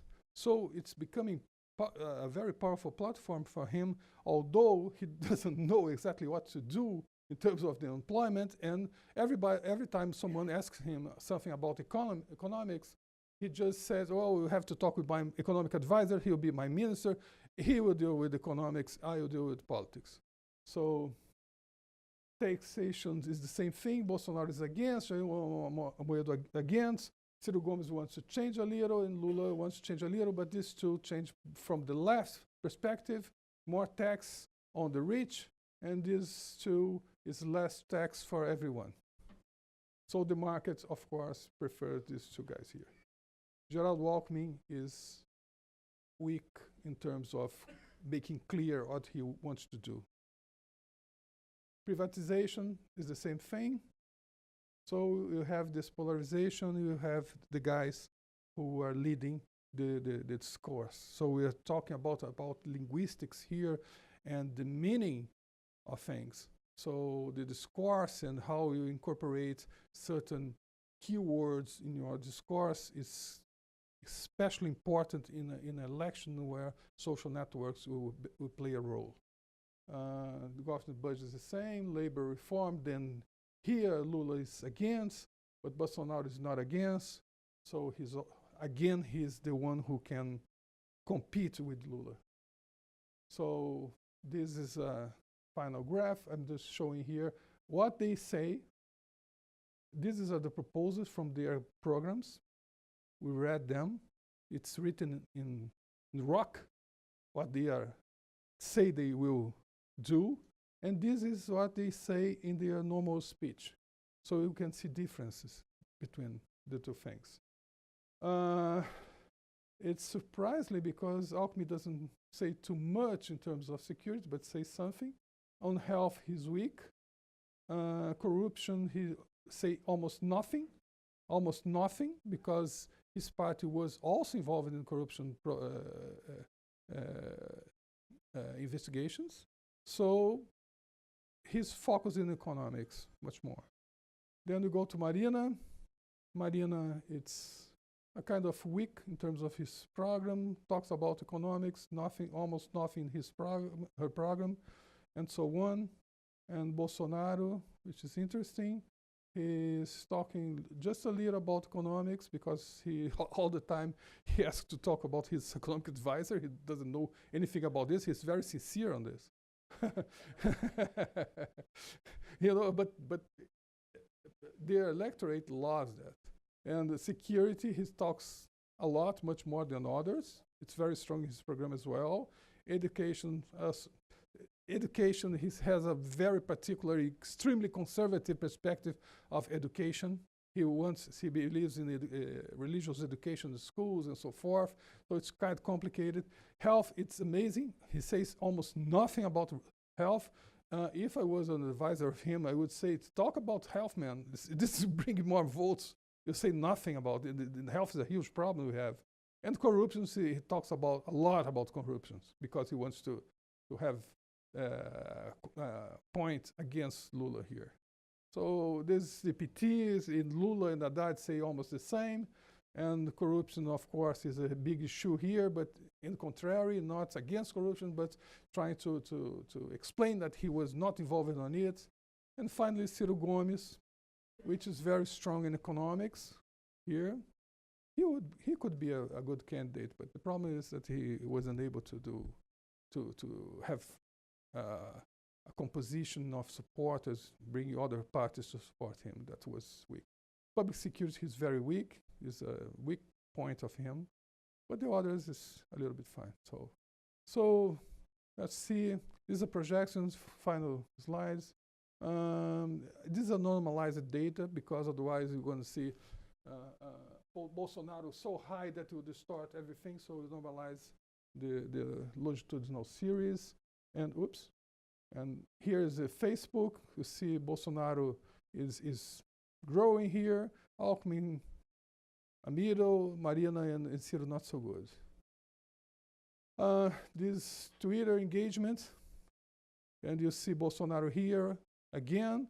Amoedo, but Amoedo is not a really strong player in the end. He's just doing good lately in the social networks. Alckmin, it's so this is the other point.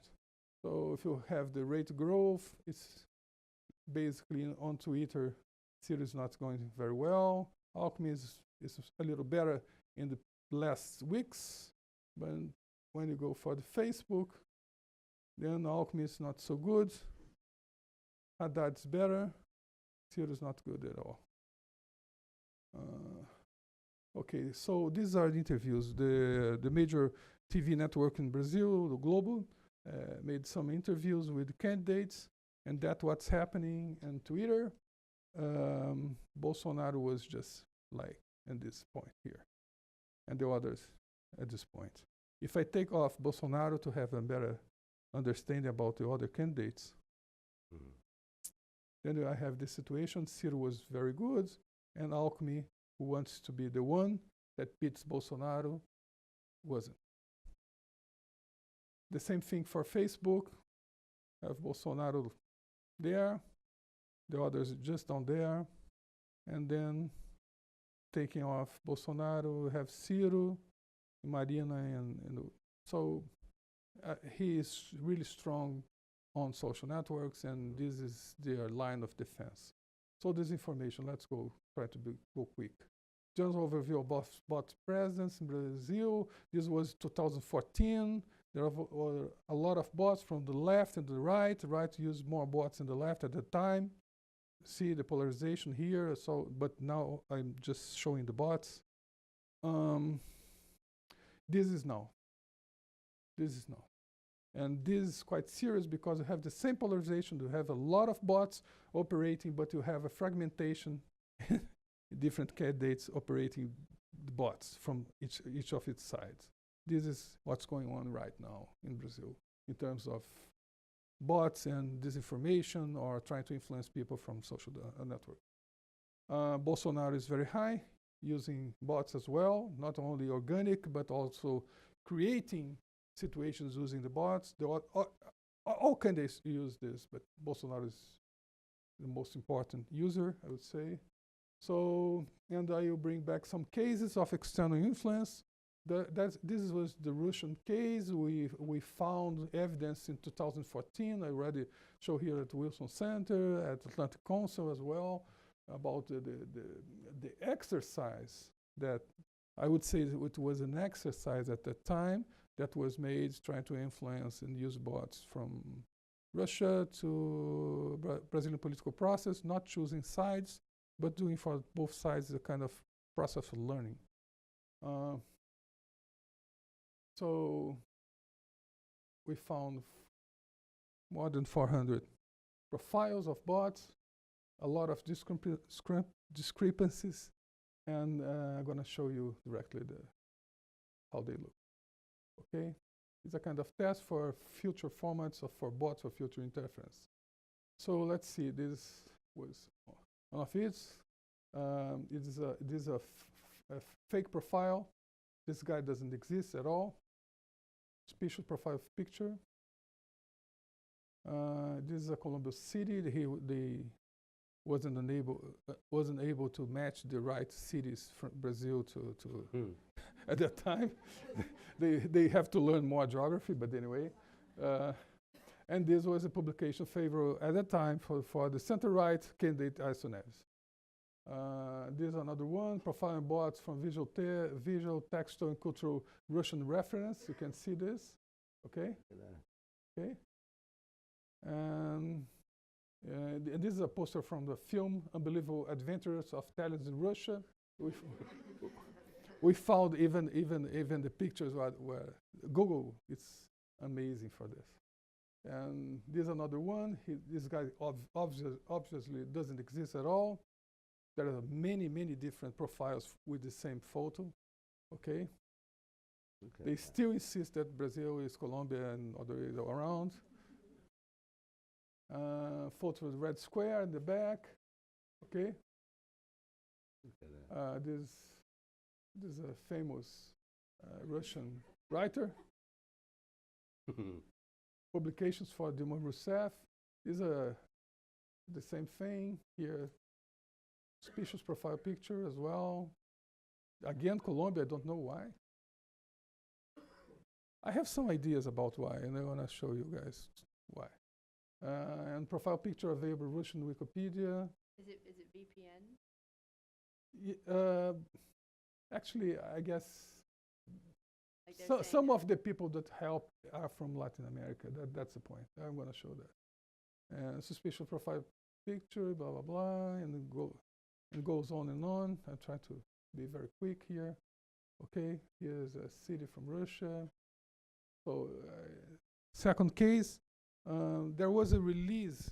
A researcher from FGV just found in CIA files a historical document about the dictatorship in Brazil in the past and about torture and kind of things. And he just saw, oh, what an interesting document, historical thing, you should analyze it and so forth. But that brings a huge buzz in Brazil. Everybody starts to talk about it. And then I decided to use this as a opportunity to try to understand what are the opinions that people use in our political process, in our political agenda about the U.S. So did they want to harm the perception about the United States for Brazilians or not? That was an interesting question, epistemological procedure that we decide to go through. So we got this 2.3 million tweets about that case, okay? And then we found more than 4,000 accounts as bots, okay? Which generated more than 50,000 publications. So it's a lot for this information. So this was debate at the time. And we had this cluster, 8% bots, usually from center-right, saying that that was okay, and a lot of favor to Trump, U.S. policy, relation from Brazil, U.S., blah, blah, blah. Then in the middle of the political spectrum, 3.5% of bots, these yellow and gray clusters. Not split opinion toward the U.S., but not against the U.S. And finally, mostly in the left, extremely 11% against the U.S. and against actions, economic policy, and interests of Brazil. So we found that both President Nicolás Maduro and Evo Morales, during this debate, they took part of it. And it was published by the bots, a lot of criticisms that they made against the U.S. and the U.S. relation with Brazil. So the Brazilian election is very capable to be influenced by its neighbors and to countries that have economic and strategic interests in Brazil, like China, like Russia. So this is one of the posts, okay, from Evo Morales. It was in Portuguese. So they learn a lot from 2014, okay? Oh, that's a pity because I think that you guys couldn't see, but here is the same thing reproduced at RTTV, okay? It's difficult to see because of the lights, but the same thing was reproduced here at RTTV. So you had the post, you had the bots, spreading the post, and you have the copy of it spread by RTTV. So it's orchestrated. So that was the count. Oh, now we can see it better. Putin. Trump knows how to escuchar y responder a los argumentos, know how to listen and answer arguments, blah, blah, blah. And case 3, external influence already detected, so this is already detected right now. So there's the Mexican originated accounts distorting the political debate in Brazil. You see it here, 3 accounts. We identify them. Wow. They are created at the same time. They are bots. They are using Mexican actors as the pictures, okay, and as profile pictures here, but not of these are human. These are algorithms.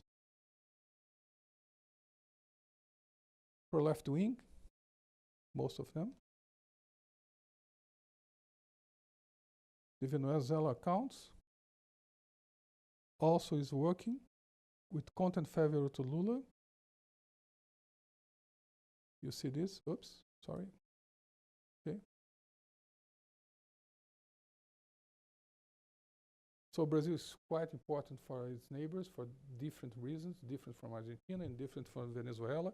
Venezuela doesn't want to lose totally lose Brazilian support, is losing, but because of the overall crisis they have, but they're still trying to influence. They are working on it, okay? Other accounts, amplifying pro-Lula content. And finally, the last case, the right wing. The right wing in Brazil is also using, but this is not external influences by mostly made by the right wing in Brazil, Brazilian right wing. So they use platforms as GAB-A. I don't know if anyone here knows it. It's basically used by the alt-right movement in the US, but the Brazilian alt-right movement also used this platform to communicate it among these members. So these are the case. They support Bolsonaro a lot. Attacking Lula. And asking people to go to use the platform. Brazil is only behind the US number of access to the GAP, this platform.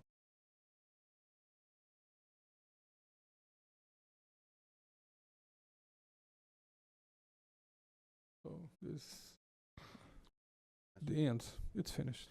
Okay, so let's have some questions, please. And can you turn on that light in the back? No. Yes, thank you very much. Thank you, Anya. So, questions to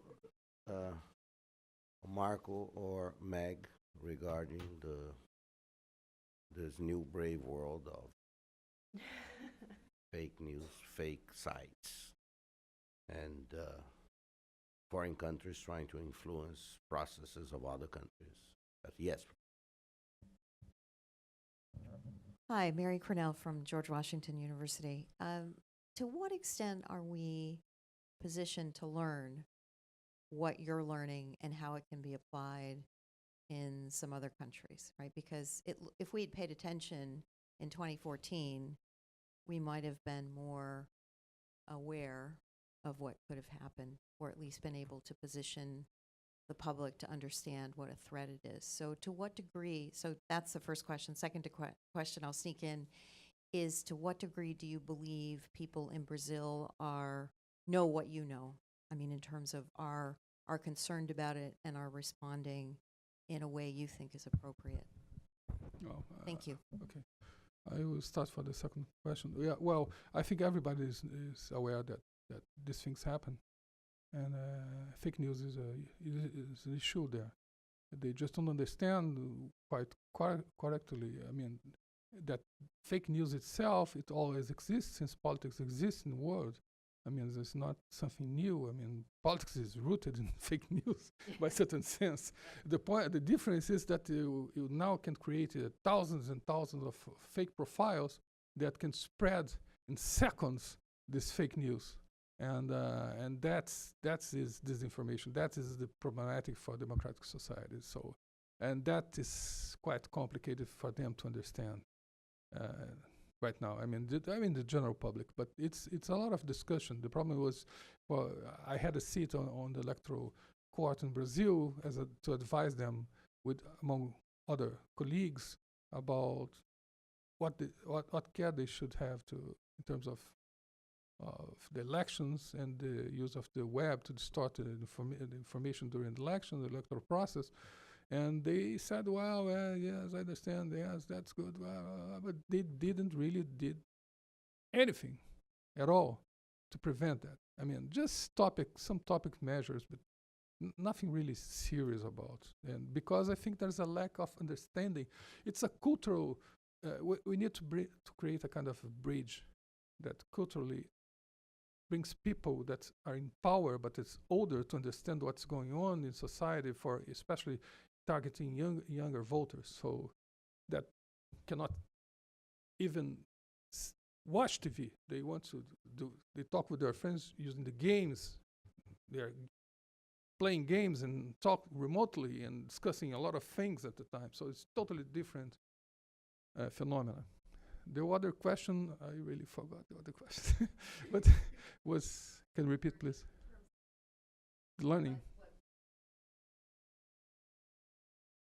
Yeah. Mm-hmm. Yeah, what we have been doing, we create a kind of situation room. Was an idea that we'd had. Actually, I mentioned to Meg a few months ago, and this kind of situation room is following and publishing almost every day and at least once a week a more powerful report about what's going on in terms of the proposals in the web, but also the extent that bots have been using.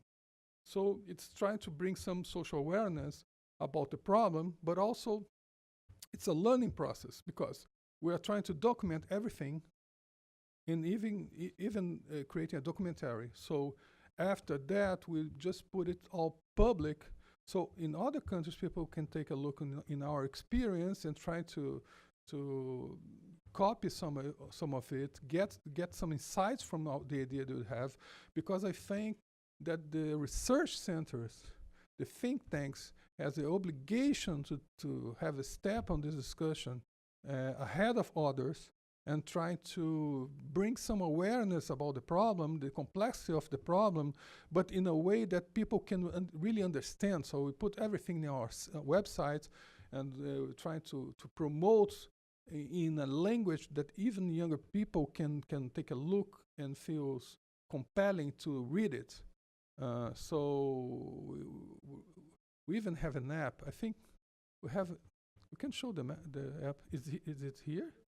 Really? Can you put it so I can show to the people here? We created an app so people can use it to try to engage in the discussions. But I think this is a learning process. The problem is that this is happening in different countries. It's happening in Spain, it's happening in Mexico, it's happening in Brazil, in the US, in Italy, in Germany, in France. So what we have to do, the democracy are very has porosity. The democracy can really be affected by this. Not closed countries, not dictatorships or authoritarian regimes. So we have to defend ourselves. We have to defend the values that we have that make a distinctions between us and other countries in terms of the democracy, the human rights, and so forth. But the only way to do is to follow this, to communicate this, to write about this, to spread the idea and engage. That's the thing that we believe in. That's the reason we create this situation room. While they're getting the map up, I can answer from my perspective. In the Wilson Quarterly, the example used is Finland. They have a lot of experience as a close proximal neighbor to Russia, and they have taken a very sophisticated approach, a whole of government approach, which was next to impossible in this country because they're so much smaller. It's easier for them. But to address this from an educational, a cultural perspective, it's worth reading Nina Jankowicz's piece. It's fascinating.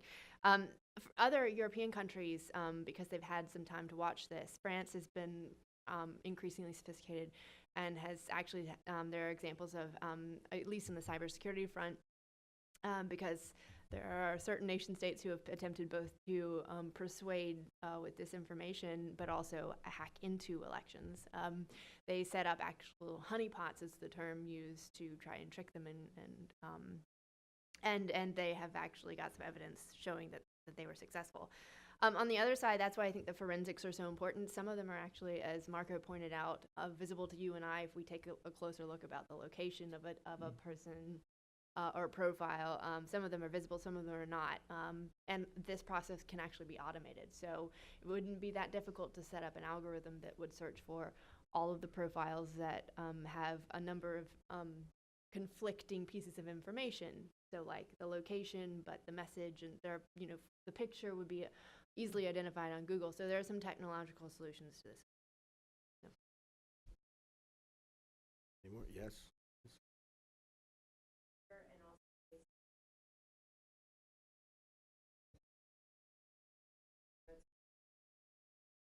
Mm-hmm.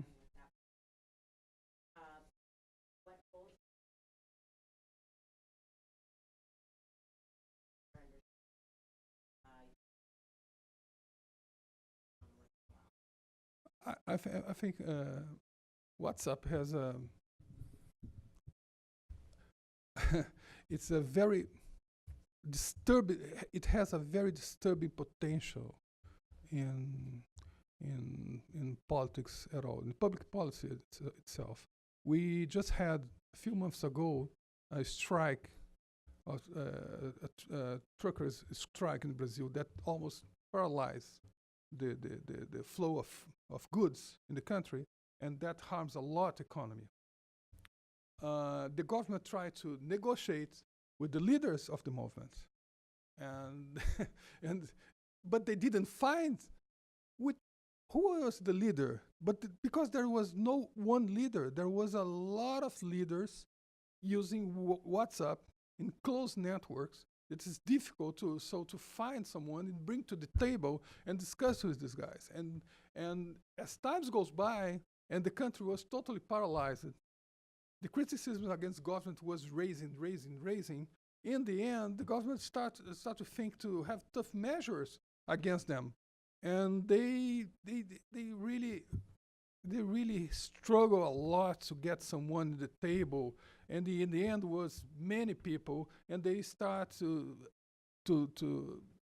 negotiate with small different groups. So the cost of transaction for negotiating a political solution, it's higher with use of WhatsApp. And of course, WhatsApp can be used in politics as well. And this is a very close networks, very effective. But in terms of a huge political process, not just a social movement, but a huge political process, then WhatsApp in a certain point has to trickle down for a larger social network like Twitter and Facebook. So because in the end has to get a huge and broad audience. And then at this point, you can analyze from this traditional instrument. So it's a mix of power. It has a lot of power for closed social movements, in terms of the overall politics in a huge election, national election. Then it has in a certain point to connect with the major platforms and spread their points of view in a larger audience. I would also say that while WhatsApp is encrypted, I understand that you can also track the flow of data. You can't see it, but if there is a massive amount of data coming from certain accounts, it's a red flag. There are also the bug bounty programs I mentioned earlier at the start are being applied to WhatsApp. In fact, I think WhatsApp is actually, or I'm using the term bug bounty programs, but the concept is they have people, they offer cash rewards for people reporting fake news within these certain groups on WhatsApp. And so they're looking for, in the case of WhatsApp social scientists, to verify that things are not as they should be, and then those accounts can be closed down or other actions can be taken. And there's also a huge role here for the platforms themselves. They obviously run on trust. And so I think it's going to be a slower change by the platforms themselves, but there will be enough public pressure as we learn about what's happening in these elections to have to make some key changes like these certain programs.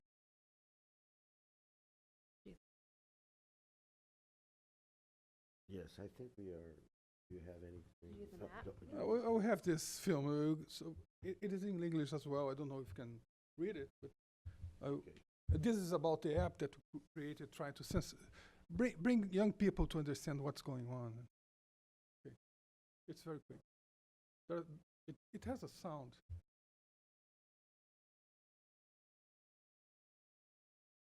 It's not coming up, the sound. I don't think so.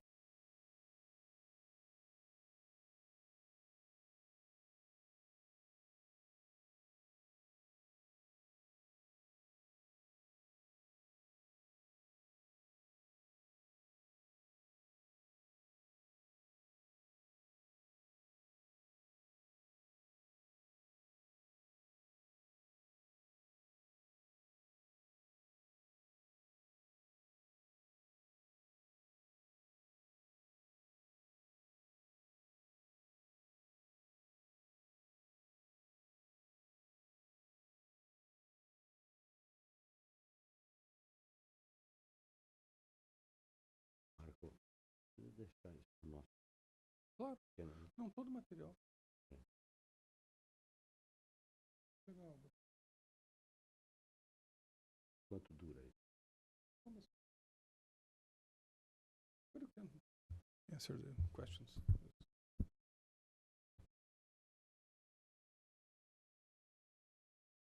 It's much more thrilled with sound.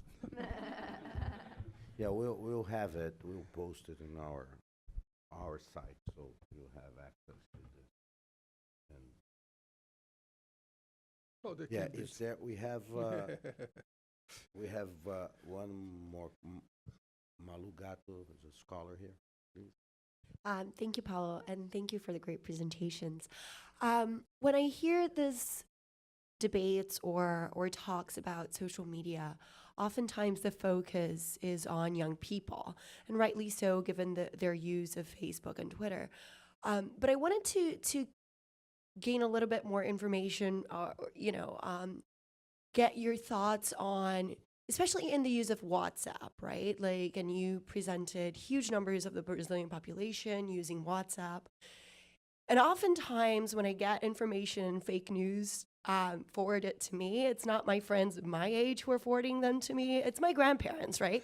and I think that there is something to be said about older people who are using these new technologies, but yet don't have the same level of being like savvy enough to distinguish between what is fake news and what isn't. And so I just wonder whether perhaps we're focusing so much on young people, rather when actually the people who might be the most vulnerable to fake news, especially in these new medias, are actually older people. So I'm just wondering, what are your thoughts on this? Thank you. I think you were right. I mean, there's an old lady very, very close to my family, and she's cute. And from time to time, she send me a message, but she never typed the message.